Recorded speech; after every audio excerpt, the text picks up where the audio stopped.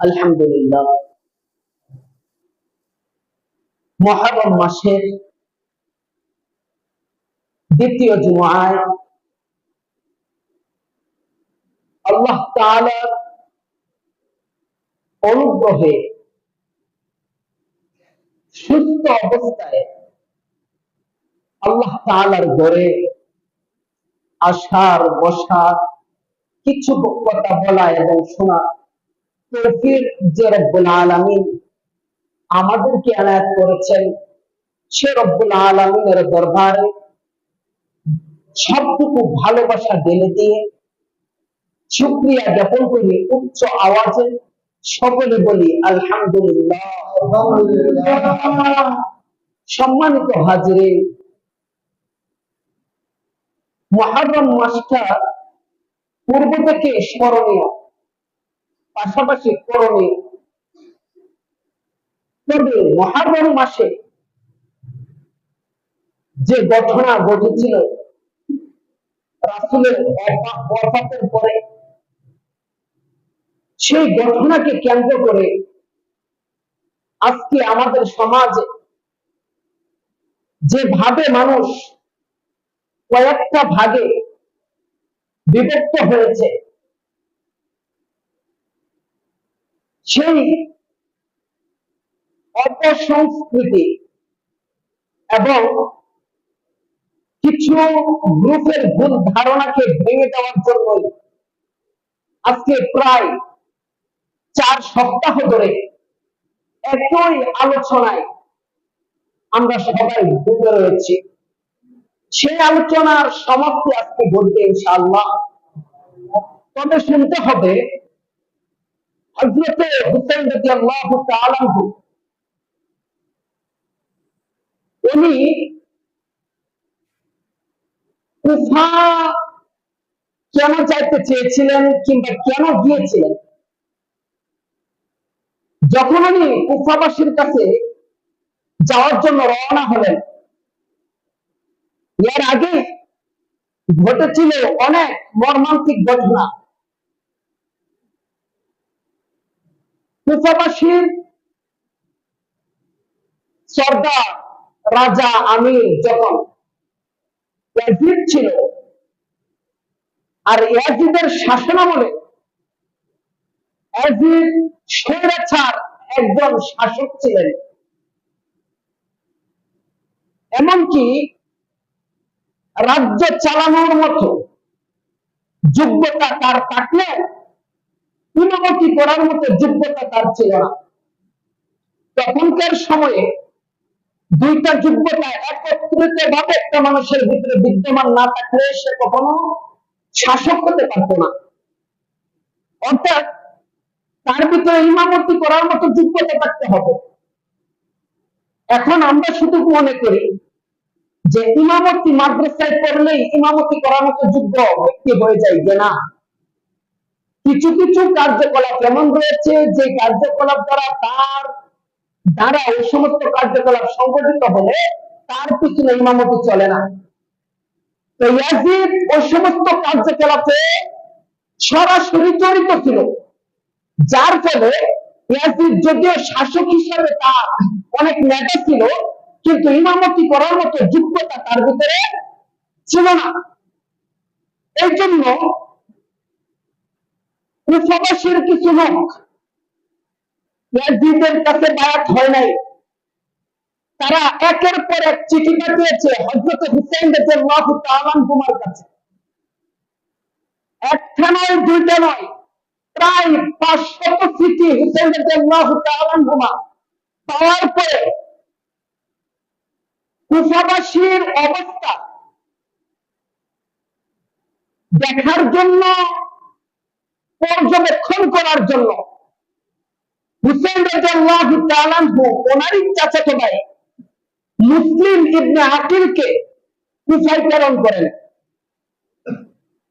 আর এর ভিতরে মুসলিম ইবনে আকিল কুফায় পৌঁছবার পরে কুফাবাসী ওনাকে সর্বাধিক সহযোগিতা করেছেন। কুফাবাসী ওনাকে সর্বপ্রকার হেল্প করেছেন। কুফাবাসী ওনার প্রত্যেকটি আইন এবং পদক্ষেপকে মেনে নিয়েছেন। আর এর কারণে মুসলিম ইবনে আকিল একটা চিঠি পাঠালো হুসাইন রাদিয়াল্লাহু তাআলা আনহুর কাছে যে কুফাবাসীর অবস্থা অনুকূলে রয়েছে, অর্থাৎ কুফাবাসীর লোকে আপনার কাছে যা বলেছে তা সম্পূর্ণ সত্য, সুতরাং আপনি কুফায় চলে আসতে পারেন। এই চিঠি হুসাইন রাদিয়াল্লাহু তাআলা আনহু পাওয়ার পরে ওনার পরিবার পরিজনের সদস্য ছিল তখন ৭২ জন। এই ৭২ জন পরিবার পরিজনের সদস্য নিয়ে কুফার দিকে উনি রওনা হলেন।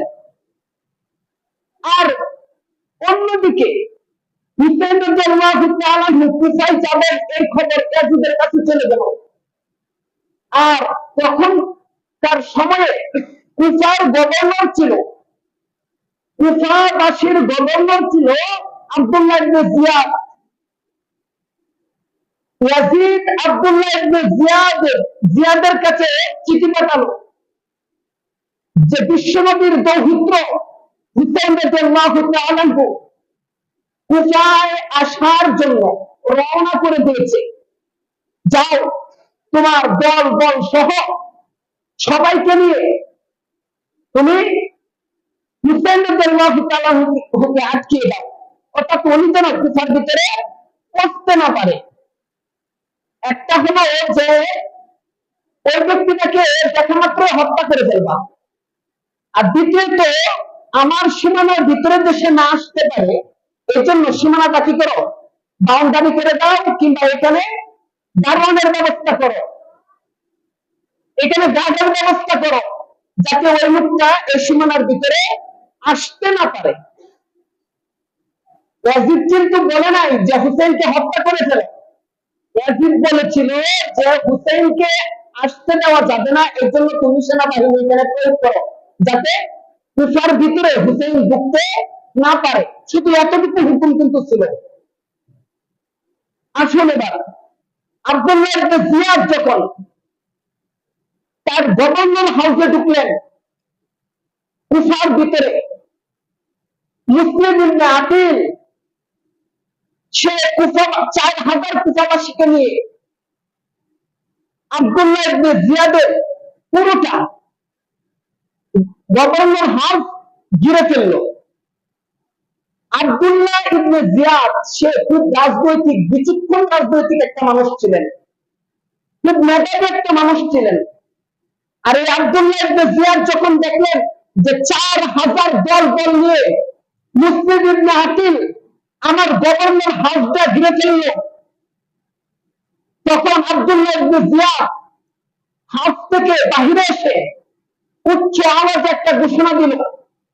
কারণ আব্দুল্লাহ ইবনে জিয়াদ জানতেন যে কুফাবাসী যতই হেডাম দেখাক না কেন, কুফাবাসী যতই লাফালাফি করুক না কেন, ওদেরকে অল্প ভয় দেখালেই ওরা লেজ গুটিয়ে পালিয়ে যাবে।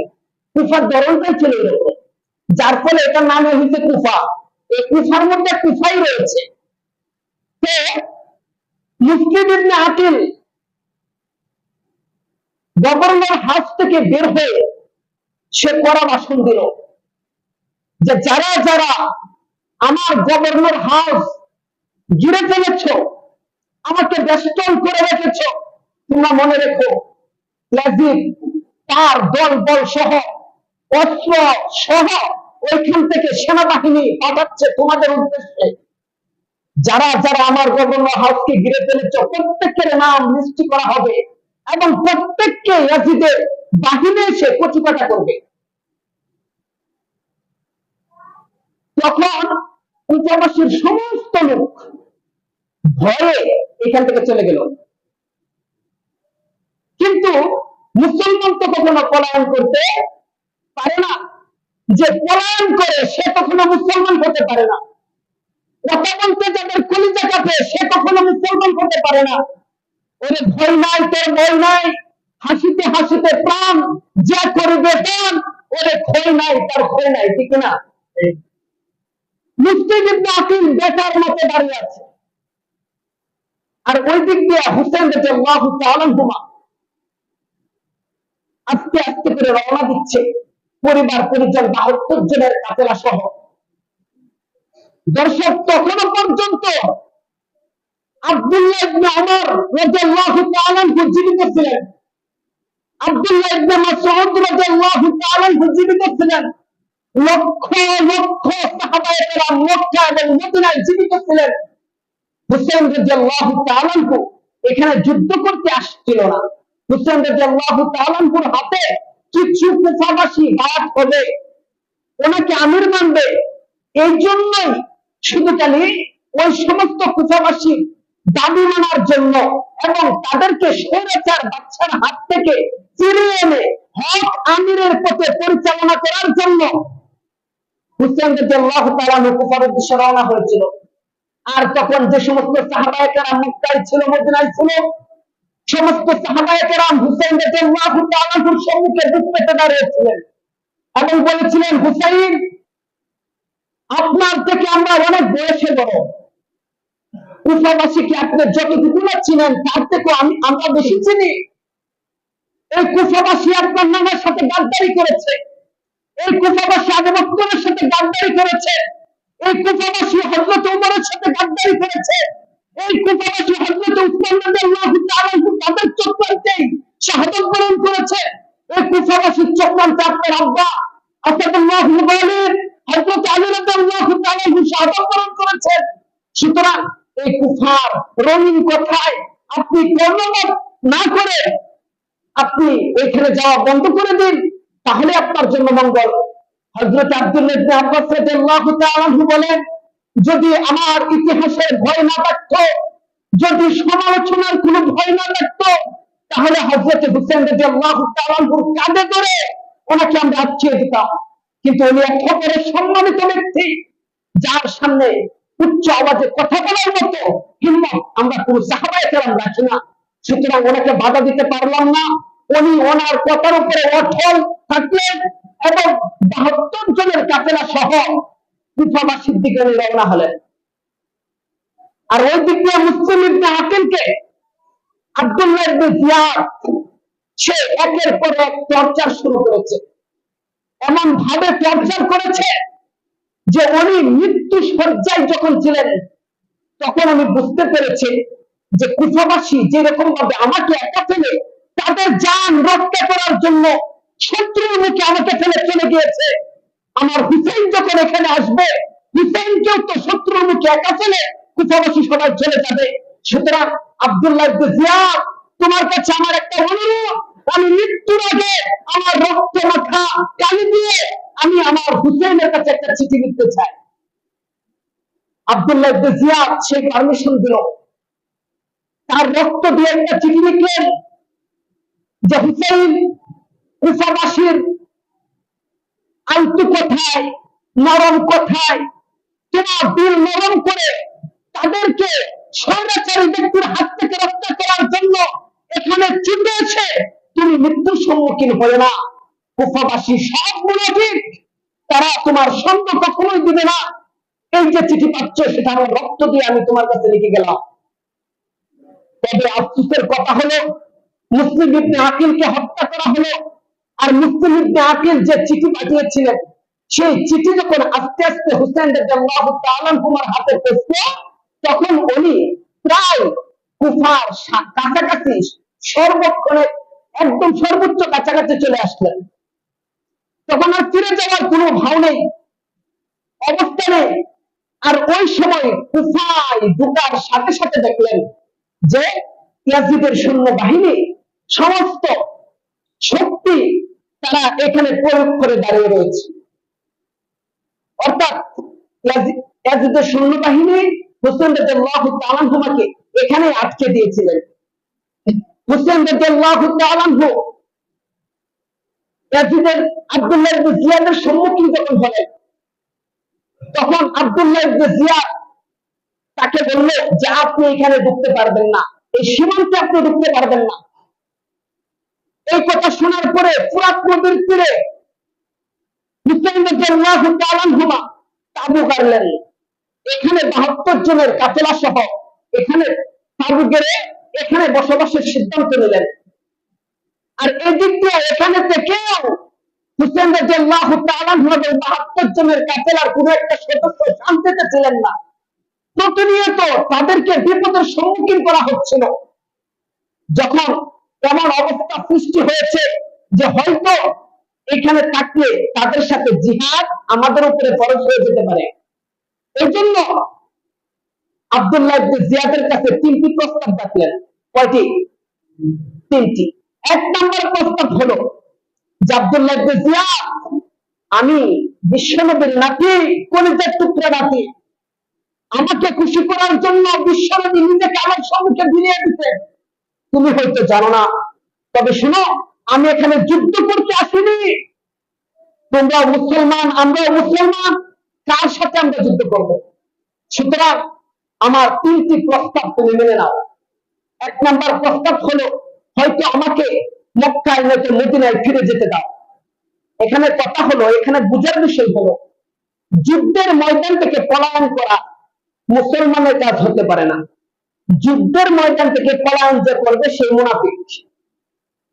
হযরত হুসাইন রাদিয়াল্লাহু তাআলা আনহু যদি যুদ্ধ করতে আসতেন, তাহলে কি উনি ফিরে যেতে চাইতেন? বুঝতে হবে, ইতিহাস না জেনে, ইতিহাস না বুঝে ফিল্মে নাটক তৈরি করে ওই সমস্ত কার্যকলাপ দেখে কারবালার ইতিহাস মেনে নেওয়া যাবে না। শিয়াদের অবাঞ্ছিত কার্যকলাপ দেখে কারবালার ইতিহাসকে বিবেচনা করলে হবে না। যদি কারবালার ইতিহাস বিবেচনা করতে হয়, সঠিক ইসলামে ঢুকতে হবে, ইসলামের সঠিক ইতিহাস জানতে হবে। যে সমস্ত কিতাবের ভিতরে কারবালার মূল ইতিহাস রয়েছে, ওই সমস্ত গ্রহণযোগ্য কিতাবগুলো আমার আপনার স্টাডি করতে হবে। দর্শক, আসুন এবার জেনে নেই হুসাইন রাদিয়াল্লাহু তাআলা আনহু সর্বপ্রথম ভাষণ কি ছিলেন। যে আব্দুল্লাহ ইবনে জিয়াদ, আমি এখানে জিহাদ করতে আসিনি, দ্বন্দ্ব করতে আসিনি, তোমার আর আমার মধ্যে সংঘাত সৃষ্টি করার জন্য আমি এখানে আসিনি। আমি তোমার কাছে ৩টা আবদার রাখলাম, ৩টি। ১ নম্বর আবদার হলো, হয়তো তুমি আমাকে মক্কা হয়তো মদিনায় ফিরে যেতে দাও। আর যদি সেখানে ফিরে যেতে না দাও, তাহলে পার্শ্ববর্তী কোন মুসলিম রাষ্ট্রে আমাকে ফেলে দাও। ২ নম্বর। ২ নম্বরে, যদি আমাকে মক্কা মদিনায় ফিরে যেতে না দাও, পার্শ্ববর্তী কোন মুসলিম রাষ্ট্রে আমাকে ফেলে দাও, ফিরে যেতে দাও। আমি ওখানে যে মুসলমানদের পক্ষে কাফের মুশরিকদের বিরুদ্ধে যুদ্ধ করে আমি এবং আমার ৭২ জনের কাফেরা সহ সারাটা জীবন কাটিয়ে দেব। আর তাও যদি তুমি করতে না দাও, তাহলে তোমাদের শাসক ইয়াজিদের সাথে, ৩ নম্বরে বললেন, ইয়াজিদের সাথে আমাকে দেখা করার ব্যবস্থা করে দাও। আব্দুল্লাহ ইবনে জিয়াদ নিষ্ঠুর, সে এই একটা প্রস্তাবও মেনে নিলেন না এবং সংঘাতে জড়িয়ে গেলেন। ওই সময় হুসাইন রাদিয়াল্লাহু তাআলা আনহু যুদ্ধ করা ব্যতীত বিকল্প কোন রাস্তা খোলা ছিল না। হুসাইন রাদিয়াল্লাহু তাআলা আনহু যুদ্ধে লেগে গেলেন ৭২ জনের কাফেলা সহ। এই ৭২ জনের ভিতরে সবাই যুদ্ধের জন্য প্রস্তুতি নিয়ে আসে নাই, একজনও যুদ্ধের জন্য প্রস্তুতি নিয়ে আসে নাই। ৭২ জনের ভিতরে সবাই যে যুদ্ধ করতে পারবে এবং শক্তি সামর্থ্য তাদের নেই, কারণ ৭২ জনের ভিতরে ওনার সন্তানও ছিল, অবুঝ বাচ্চা, দুধের বাচ্চা ছিল। এই ৭২ জনের ভিতরে প্রায় ২২ জন মহিলা ছিল, ৩০ জন পুরুষ ছিল। মহিলার দ্বারা কি যুদ্ধ করা সম্ভব? সম্ভব নয়। একটা বাচ্চা, দুধের শিশুর দ্বারা যুদ্ধ করা সম্ভব নয়। তো এই মহিলা সহ পুরুষ সহ ৭২ জনের কাফেলা সবার সাথে যুদ্ধ এবং সংঘাতে লেগে গেল। হক ও বাতিলের যুদ্ধ, একের পর এক সংঘর্ষ হচ্ছে। এক এক করে ৭২ জনের ৬ জন বাকি রেখে সবাইকে শাহাদাত বরণের পেয়ালা পান করিয়ে দিল। আর মাত্র বাকি রইল ৬ জন। ৬ জনের ভিতরে হুসাইন রাদিয়াল্লাহু তাআলা আনহুর বাচ্চাও ছিল। শেষ পর্যন্ত ছিল ৩ জন, হুসাইন রাদিয়াল্লাহু তাআলা আনহু এবং ওনার বিবি এবং ওনার সন্তান, দুধের বাচ্চা। হযরত হুসাইন রাদিয়াল্লাহু তাআলা আনহুকে পিছন থেকে ডাক দিয়েছিলেন ওনার বিবি। ডাক দিয়ে বললেন, আমার জিহ্বাটা পর্যন্ত আপনার সন্তানের মুখের ভিতরে ঠেলে দিয়েছে, এরপরে আপনার সন্তানের গলা ভিজতেছে না, আজকে কয়েকদিন যাবৎ আপনার সন্তানকে এক ফোঁটা দুধ কেন এক ফোঁটা পানির ব্যবস্থাও করে দিতে পারলেন না। হযরত হুসাইন রাদিয়াল্লাহু তাআলা আনহুর একটা ঘোড়া ছিলেন, দুলদুল ঘোড়া।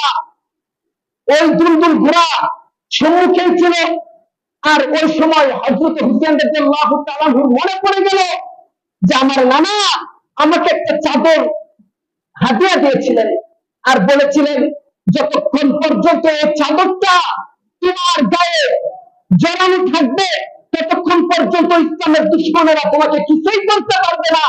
তোমার বাবা আলী যেরকম ভাবে যুদ্ধের ময়দান থেকে বিজয়ী হয়ে বারবার ফিরে আসতেন, এই চাদরটা যতক্ষণ তোমার গায়ে থাকবে তুমিও যুদ্ধের ময়দান থেকে বিজয়ী হয়ে ফিরে আসবে। দর্শক, এরপরে যা হলো, এই চাদরটা উনি জড়িয়ে হযরত হুসাইন রাদিয়াল্লাহু তাআলা দুলদুল ঘোড়ার উপরে উনি চড় হয়ে ওনার সন্তানকে যখন ফুরাত নদীর তীর থেকে পানি পান করানোর জন্য রওনা হলেন, আব্দুল্লাহ ইবনে জিয়াদের সৈন্য বাহিনীর তীরে হযরত হুসাইন রাদিয়াল্লাহু তাআলা কলিজার টুকরা সন্তান বুকে আসা এমন ভাবে তীর লাগলো, এক পাশে লাগা অপর পাশ দিয়ে বেরিয়ে গেল। ওইখানে এই সন্তানও শাহাদাত বরণ করল। এভাবে হযরত হুসাইন রাদিয়াল্লাহু তাআলা ওনার চাদর দিয়ে এই সন্তানকে দেখে দিলেন, এবং হযরত হুসাইন রাদিয়াল্লাহু তাআলা শেষ পর্যায়ে যুদ্ধ করতে করতে প্রায় হাজার হাজার মানুষের সম্মুখে একা কতক্ষণ যুদ্ধ করা যায়, একা কতক্ষণ তরবারি চালানো যায়, একা যুদ্ধ করতে করতে ওনাকে আঘাতে আঘাতে যখন ক্ষত বিক্ষত করে ফেলা হলো, এরপরে উনি হাঁটু ধরে যখন মাটিতে বসলেন, বসার পরে আব্দুল্লাহ ইবনে জিয়াদ বলতেছেন, হুসাইন শেষ মুহূর্তে তুমি কি চাও? হুসাইন রাদিয়াল্লাহু তাআলা বললেন, শেষ মুহূর্তে আমি আল্লাহ তাআলার কুদরতি পায়ে দুটি সেজদা দিতে চাই। বলেন আল্লাহু আকবার। সেজদার কত দাম ছিল, সেজদার কত দাম ছিল তাদের কাছে, আর আমাদের কাছে সেজদার কি দাম? মসজিদে আসি না পারে আসি, একটা বাচ্চা একটা বিশৃঙ্খলা সৃষ্টি করে না মসজিদের ভিতরে আসা, আমার মুসল্লিরা একটা বিশৃঙ্খলা সৃষ্টি করে। একটা দুধের বাচ্চা একটা বিশৃঙ্খলা সৃষ্টি করে না মসজিদের ভিতরে আসা, আমার এখানের আমার মুসল্লিরা যে বিশৃঙ্খলা সৃষ্টি করে, যে কেমনে সৃষ্টি করে। একটা বাচ্চা যদি মসজিদের ভিতরে আসে একটা কথা কয়, আমার মুসল্লিরা 20টা কথা কয়। একজনে নামাজ পড়তেছে ওই কোনায়, আরেকজনে নামাজ পড়তেছে ওই কোনায়, আরেকজনে নামাজ পড়তেছে বারান্দায়, এইদিকে তার কোনো ভূক্ষেপ নাই। যারা চিল্লায় কথা বলে মসজিদের ভিতরে আসা, ওরা যদি ফেরেশতাদের ভাষা শুনতো তাহলে এটা শুনতে পেত যে ফেরেশতারা বললে তোকে গাঁটটা ধরে মসজিদ থেকে বের করে দেবে। ফেরেশতারা তাদেরকে এটাই বলে যে গাঁটটা ধরে মসজিদ থেকে বের করে দেবে, বাইরে মসজিদ থেকে বের হ। তো মসজিদের ভিতরে বাচ্চারা আসবে, আয়সা কথা বলবে, এটাই হলো বাচ্চাদের স্বভাব। বাচ্চাদের কি? বাচ্চারা আয়সা কি বলবে? কথা বলবে, এটা বাচ্চাদের কি স্বভাব। এটা আমাদের মেনে নিতে হবে। যে এলাকার মসজিদে বাচ্চারা আয়সা নামাজ পড়ে না সে এলাকার ভবিষ্যৎ খারাপ, যে এলাকার মসজিদে বাচ্চারা আয়সা নামাজ পড়ে না সে এলাকার ভবিষ্যৎ অন্ধকার, যে এলাকার মসজিদে বাচ্চারা আয়সা নামাজ পড়তে পারে না, বাচ্চারা আসরে নামাজ পড়ার জন্য সে এলাকার জন্য আগামী দিন গজব অপেক্ষা করছে। কি মনে করেন বাচ্চা আপনাদের কল্যাণে আসে? বাচ্চাদের উপরে নামাজ ফরজ হয় নাই, এরপরে বাচ্চারা যে আসে আপনাদেরকে বাঁচানোর জন্য আসে, আপনাদের হক পালন করার জন্য আসে। বাচ্চারা কথা বলে দুষ্টামি করে শাস্তি না দিয়ে একটা চকলেট দিতে পারেন না? শাস্তি না দিয়ে একটা চকলেট দিতে পারেন না? 2 টাকা দিয়ে একটা চকলেট দিবেন বাচ্চাদের কথা বন্ধ হওয়ার জন্য, এই দুনিয়া চক্কর নাই, তাহলে বাচ্চাদেরকে চিল্লায় গলা পাঠিয়ে দমকান কেন? সাবধান, আজকে মিম্বার থেকে সাবধান করে দিচ্ছি, বাচ্চাদেরকে যদি আদর করে সামনে রাখতে পারেন রাখবেন, নয়তো 2 টাকা দিয়ে চকলেট দিয়ে হলে তাদেরকে সামনে রাখবেন, কিন্তু বাচ্চাদের একটা কথাকে অপেক্ষা করে আপনারা 10টা কথা মসজিদের ভিতরে বলবেন না, দয়া করে বলবেন না। আরেকজন নামাজ পড়ে নামাজের ব্যাঘাত ঘটে, আরেকজন নামাজ পড়ে নামাজের খুশি খুশি নষ্ট হয়, এই কথাটা এখানে বসে না বললে কেউ মানবে না, বিশৃঙ্খলা সৃষ্টি হবে। এই জন্য আমি এখানে বসে বললাম। যাই হোক, তো কথা হলো হুসাইন রাদিয়াল্লাহু তাআলা কি চাইলেন? 2 রাকাত নামাজের সুযোগ চাইলেন। উনি নামাজ পড়ে যখন মুনাজাত করতেছিলেন, এই অবস্থায় হুসাইন রাদিয়াল্লাহু তাআলা দেহ থেকে ওনার কল্লাটা আলাদা করে ফেলল। ওনার কল্লা যখন আলাদা করে ফেললো, আর অন্যান্য সৈনিকরা আব্দুল্লাহ ইবনে জিয়াদের ধার প্রান্তে পর্যন্ত সেই কল্লা নিয়ে গেল, কল্লা নিয়ে গেল। সেই কল্লা নিয়ে যাওয়ার পরে আব্দুল্লাহ ইবনে জিয়াদের হাতে একটা লাঠি ছিল, সেই লাঠি দিয়ে কখনো গালে আঘাত করতেছে, সেই লাঠি দিয়ে কখনো চোখে আঘাত করতেছে, সেই লাঠি দিয়ে কখনো ঠুটে আঘাত করতেছে, ওই সময় রাসূলের একজন সাহাবী হযরত আনাস রাদিয়াল্লাহু তাআলা সেখানে জীবিত ছিলেন। হযরত আনাস রাদিয়াল্লাহু তাআলা চিৎকার দিয়ে বললেন, আব্দুল্লাহ ইবনে জিয়াদ, খবরদার, এতক্ষণ যা করেছো সব সহ্য করেছি, কিন্তু সাবধান, হুসাইন রাদিয়াল্লাহু তাআলার গালে হাত দিও না, তোমার লাঠি দ্বারা হুসাইনের ঠুটে আঘাত করো না, কারণ আমার নিজের চোখে দেখেছি বিশ্বনবী জনাব মুহাম্মদ রাসূলুল্লাহ সাল্লাল্লাহু আলাইহি ওয়াসাল্লাম তার এই টিপ্পু রেখে কতবার যে এখানে চুম্বন করেছে, আমি তা সঠিক ভাবে গণনা করতে পারবো না।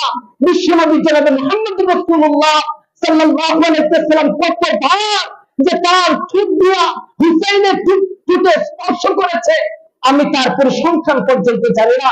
সুতরাং এই হুসাইন রাদিয়াল্লাহু তাআলার গালে আর আঘাত করো না, তাকে আর অপমান করো না।